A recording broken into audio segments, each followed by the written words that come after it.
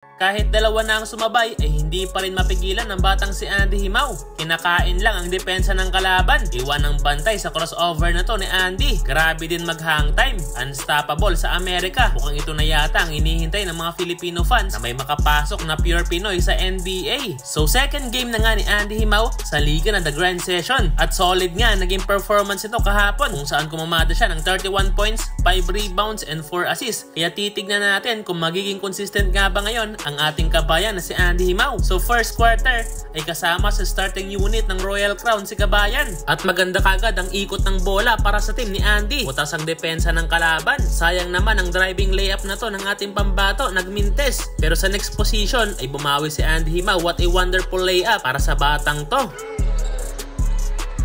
Great.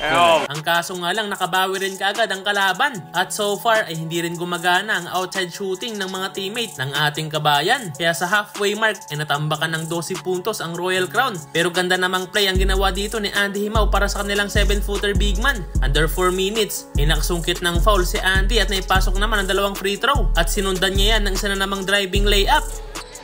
Come out. Let's get into that left hand.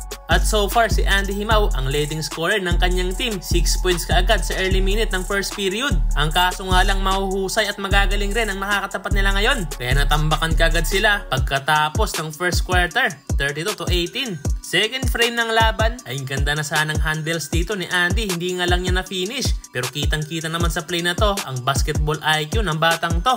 At under 5 minutes ay muling pumakitang gilas ang batang mamaw. Gamaw. Somehow.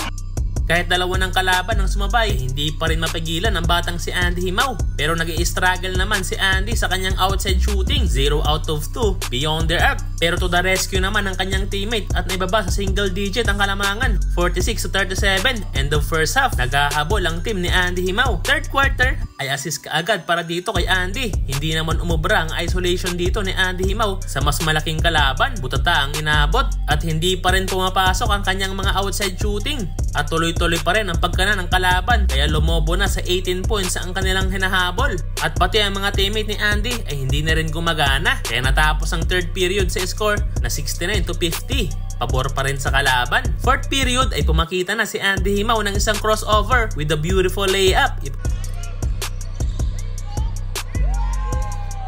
Wala nang nagawa doon ang kanyang bantay. Sayang naman ang layup na to ni Andy. Hindi pumasok. Hindi na nga nakahabol sa laban ang team ni Andy Himaw. Kaya sa huli, talo ang Royal Crown.